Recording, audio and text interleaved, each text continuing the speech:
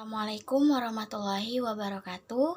Perkenalkan, nama saya Putri Anggraini Febrianti dari Prodi Perbankan Syariah. Di sini saya akan mempresentasikan materi mengenai hak dan kewajiban warga negara. Terdapat sub pokok pembahasan pada materi kali ini. Yang pertama adalah pengertian warga negara, yang kedua adalah pengertian hak dan kewajiban warga negara, dan yang ketiga adalah hak dan kewajiban warga negara dalam Undang-Undang Dasar 1945. Baik, pada materi kali ini mempunyai beberapa tujuan instruksional khusus atau TIK, yang dimana setelah kita mendalami dari materi ini, kita mampu memahami konsep dari warga negara serta hak dan kewajiban warga negara. Yang kedua, kita mampu menilai pelaksanaan hak dan kewajiban warga negara. Dan yang ketiga adalah kita mampu melaksanakan kewajiban warga negara dan hak negara secara seimbang. Baik, sebelum kita memasuki materi yang akan kita bahas kali ini, ada beberapa poin yang ingin saya sampaikan, yaitu adalah fungsi negara adalah melaksanakan keamanan dan ketertiban di dalam masyarakat. Jika tidak ada negara, menurut Thomas Hobbes, Homo homini lupus, manusia memangsa manusia. Untuk menghindari hal tersebut, maka dalam kehidupan bernegara, negara dan warga negara sama-sama memiliki hak dan kewajiban. Kesadaran akan hal yang mengenai hak dan kewajiban ini sangatlah penting agar terciptanya kehidupan yang lebih dinamis. Baik, sekarang kita akan masuk kepada materi pengertian warga negara. Penetapan warga negara dalam suatu negara ditentukan berdasarkan peraturan perundang-undangan. Dan menurut pasal 26 ayat 1 Undang-Undang Dasar 1945, warga negara adalah orang-orang bangsa Indonesia dan orang-orang bangsa lain yang disahkan oleh undang-undang sebagai warga negara. Yang dimaksudkan dengan orang-orang bangsa lain di sini adalah peranakan dari orang Belanda, orang Tionghoa, Arab yang bertempat tinggal di Indonesia dan mengakui bahwa Indonesia sebagai tanah airnya serta bersikap setia kepada negara Kepulauan Republik Indonesia. Pengertian dari hak dan kewajiban. Pengertian hak dapat kita pahami sebagai HAM.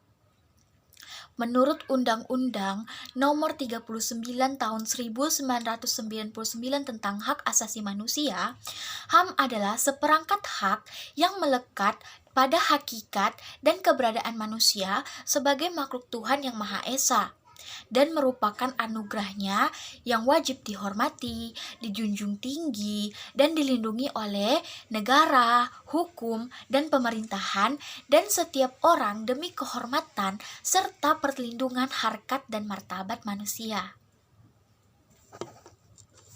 Kewajiban asasi. Kewajiban asasi adalah kewajiban dasar yang dijalankan oleh seseorang dalam kaitannya dengan kepentingan dirinya sendiri, alam semesta, masyarakat bernegara, negara, maupun kedudukannya sebagai makhluk Tuhan. Di Indonesia, antara hak dan kewajiban harus dipenuhi warga negara secara seimbang.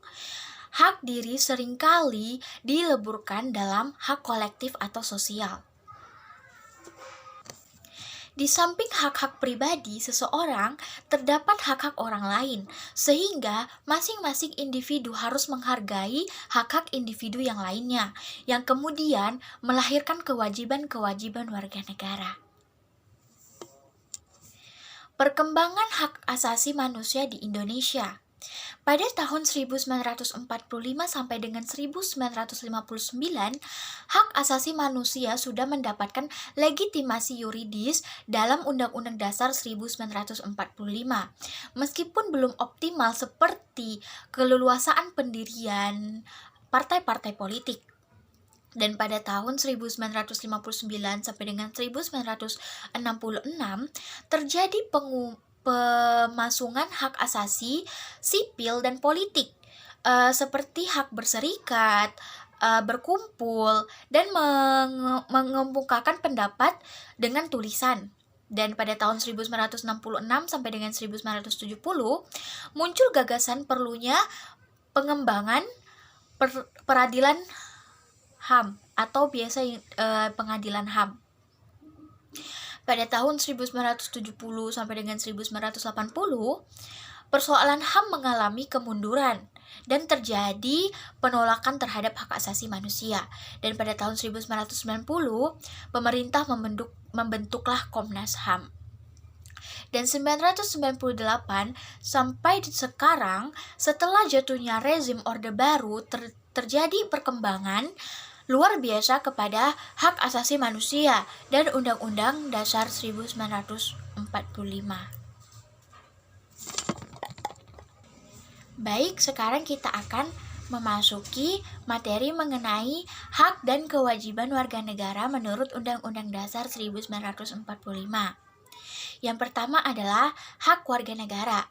Peraturan hak warga negara diatur dalam Undang-Undang Dasar 1945 pasal 28A sampai dengan pasal 28J, yang dimana terdapat beberapa hak seperti berikut. Yang pertama adalah hak pribadi. Contohnya kebebasan berpendapat, kebebasan beragama, kebebasan bergerak, dan lain sebagainya. Yang kedua adalah hak asasi ekonomi. Hak asasi ekonomi memiliki contoh seperti hak memilih, hak manfaat, hak membeli, hak menjual, dan lain sebagainya. Yang ketiga adalah hak asasi sosial dan kebudayaan. Contohnya di sini adalah mendapatkan pendidikan, mengembangkan kebudayaan, dan lain sebagainya. Yang keempat adalah hak asasi prosedural, atau yang dimana mendapatkan keadilan, peradilan, perlindungan, dan lain-lain sebagainya. Yang kelima adalah hak asasi politik, di mana kita bisa bebas memilih, dipilih, berorganisasi, dan lain sebagainya. Yang keenam adalah hak asasi dalam perlakuan yang sama seperti hukum, pemerintahan, dan lain sebagainya. Yang kedua adalah kewajiban warga negara.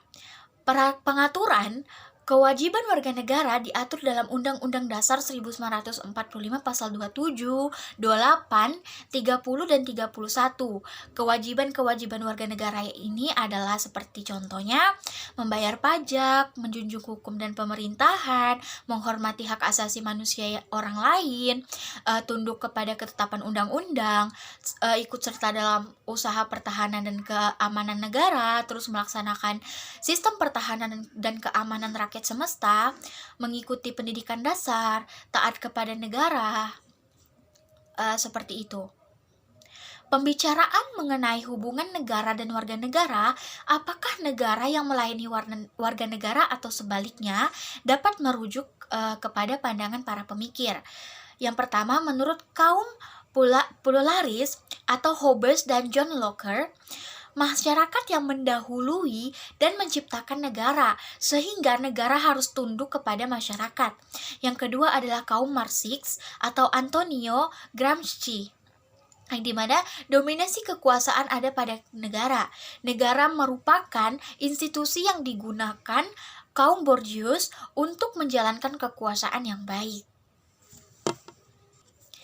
Dan yang terakhir adalah kaum sintetis atau Anthony Giddens, menyatukan dua pandangan di atas, kata kunci struktur atau negara untuk teori Marxis dan agensi atau warga negara untuk teori pluralis.